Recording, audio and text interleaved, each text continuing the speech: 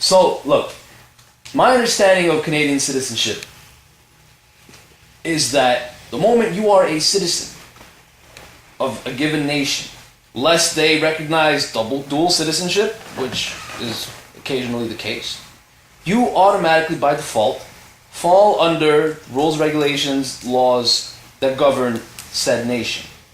Now, in your case, how do you plan on getting around that? That's the question? That is the question. In the case, how do I plan to get In your case, in your presentation to the court, how are you going to get around the fact? I'm going to start by being very vague, and then I'm going to get more intimate and descriptive Go ahead. and specific. Simple and plain, by keeping it real and telling the truth. That's as easy Vague as you can possibly get. Now, to be more specific, earlier we were having a conversation, and other people had asked about, why a lawyer, how come I'm going to represent myself instead of a lawyer, and all types of different things that tie into your question. Essentially, we even talked about the artificial name or the artificial being, the proper person, the natural being. So you're presenting it as it being artificial, as it being not truth. According to them, it is, and you can do the research yourself into the straw man's law, which is something else that also came up earlier.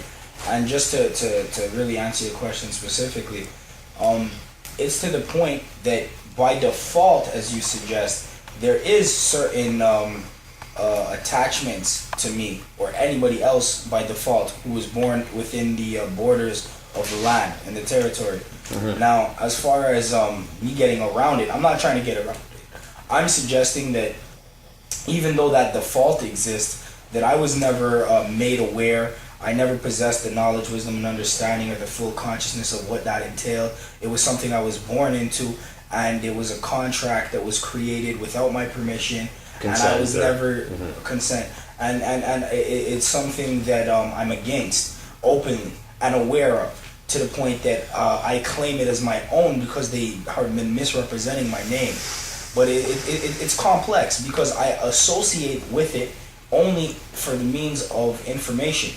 So it's like in court, as Yoseph Yisrael, who is my proper person, who will be representing Leland Joseph Andrew Kaluza, all capital letters, that they associate with my Medicare card, my social insurance, my government name, as you would call it, or my slave name, for lack of a better term, because that's the best one right now. If you want to be dramatic about it. Well, that's what it is. It's not even the name my parents gave me. My parents don't capitalize every letter.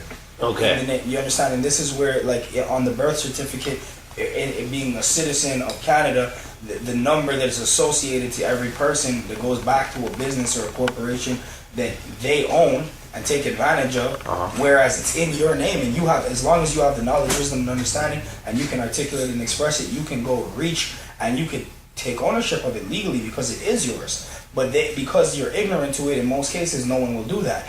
Now, this is all part of my process. It's almost like a grouping of many things. Like I also, essentially, I would have needed a hearing for my social status. Because if they acknowledged me as a sovereign, this case would have never even went to court. But the fact that it's happening in the middle of it, it's very intricate, the inner workings of the whole situation.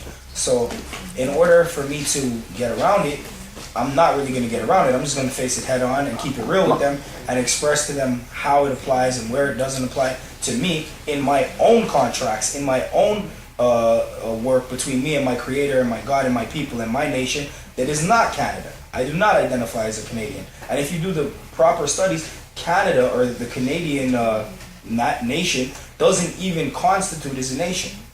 It's not even a nation. They're not even a real country. They're not even a real country. Before we get sidetracked on that, I'm looking at this from the perspective of those that are going to be passing judgment on me.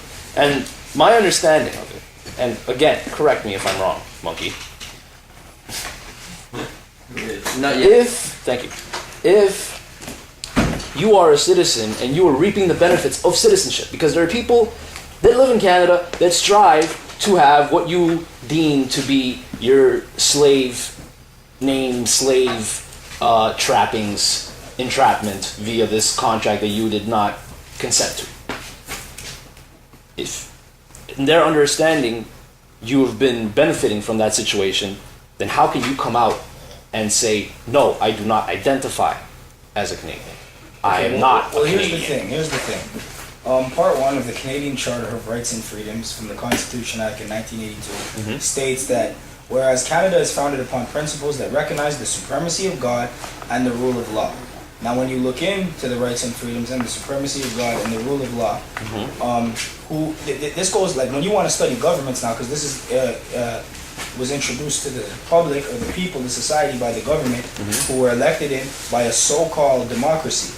Now, when you get into the specifics of that, you find the foundations of government date back to the ancient Mesopotamian government, which was the first system of rules that were applied that is relative to modern-day governance. Now, in relation to all of these establishments that are recognized as an actual governing body, all of them claim the supremacy of God. Now, even in the Canadian Constitution, it says that we recognize the supremacy of God and the rule of law.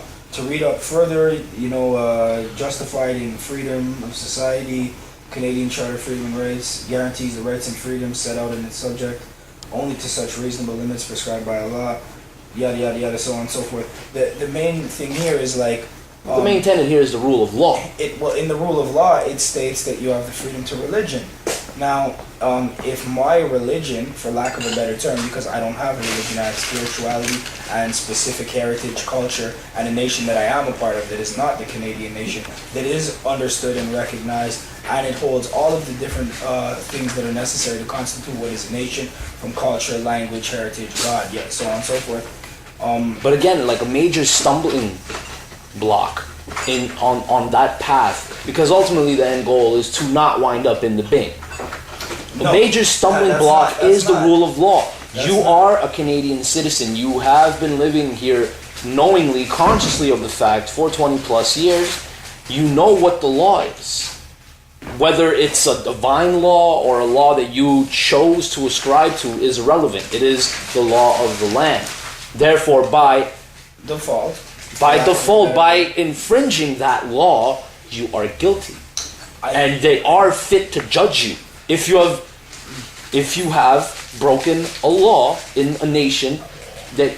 Okay, this is... You have very good reason to have this perspective, and I understand.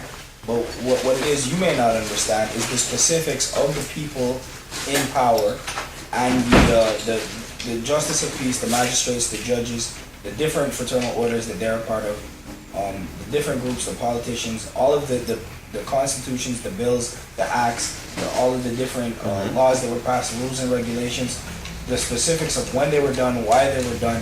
There's some of them that I don't know the full specifics of, but I do know that not all of them were done in harmony with the universal and the natural law, which is what I am claiming to follow. Specific law that was written that predates the laws that they wrote. Now, if I'm openly claiming this, and this is like, if I didn't have a case, I could do this. You feel me? But the fact that I have a case, it's just an opportunity to expose it in its fullest form. In the situation with my case or anybody else's case in this territory, you're dealing with the Crown prosecutor. I'm being accused by the Crown. With another point that we covered earlier before you arrived here, it's very deep because the Crown no longer has power here.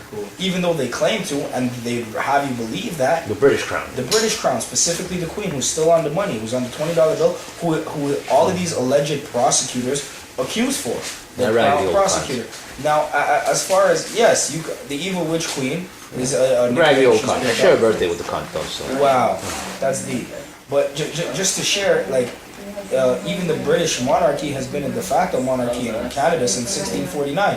And when you study like the laws in 1982, the Constitution, or you go back to 1882 and you see how they implemented the laws that affect a court of law or jurisprudence right now here in Montreal, the Palais de Justice, following the Irish law, like it all relates. The main obstacle here that would be obvious to anybody is the actual evidence they have against me. That's right. Okay? But the reason I'm suggesting it doesn't apply to me has everything to do with my consciousness. Like, they're not even qualified to assess me, which is why I might have to go through psychiatric evaluations and clinical testing. They will most so on and definitely so forth. make you go, because Not make me. They can't make me do anything. I'm sorry. The only things they can make me do is when they impose by force, which is going against their own standards, in their own books, in their own laws, in their own bills, their own rights, their own acts, and all these other different